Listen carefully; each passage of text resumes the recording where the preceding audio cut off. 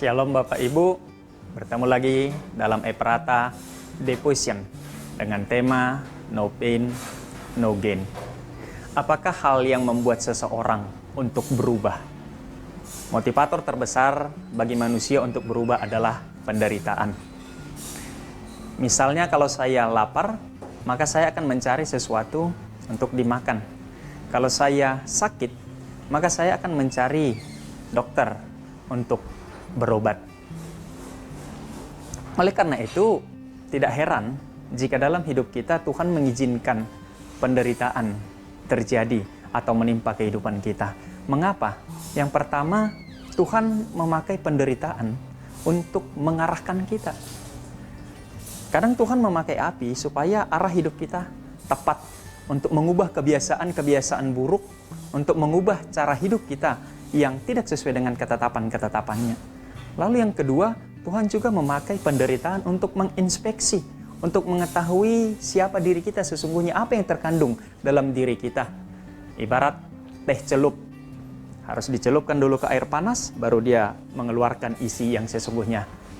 Tuhan juga terkadang memakai penderitaan untuk melihat isi hati kita.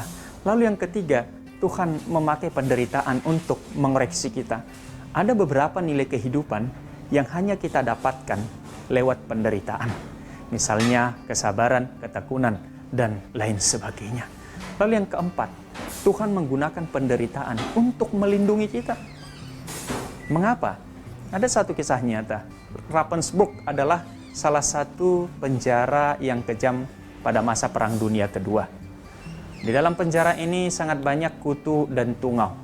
Suatu waktu, Corrie dan Betsy ten Boom dimasukkan ke dalam penjara ini, dan mereka membawa Alkitab dengan diam-diam ketika dimasukkan ke dalam penjara. Mereka mempelajarinya di sana. Seandainya ini ketahuan, maka mereka pasti dieksekusi mati. Tetapi karena banyak tungau dan kutu tadi, akhirnya penjaga malas untuk masuk ke dalam, sehingga mereka memiliki keleluasaan untuk belajar firman Tuhan tadi. Demikian juga dalam hidup kita. Penderitaan membuat kita dilindungi oleh karya Tuhan. Lalu yang kelima, Allah menggunakan penderitaan untuk menyempurnakan kita. Supaya pengenalan kita akan Tuhan semakin baik, maka diperlukan penderitaan dalam hidup kita. Sebagaimana Roma 5 ayat 3 dan 4. Dan bukan hanya itu saja. Dan kita malah merbegah juga di dalam kesengsaraan kita. Karena kita tahu kesengsaraan itu menimbulkan ketekunan, dan ketekunan itu menimbulkan tahan uji, dan tahan uji menimbulkan pengharapan.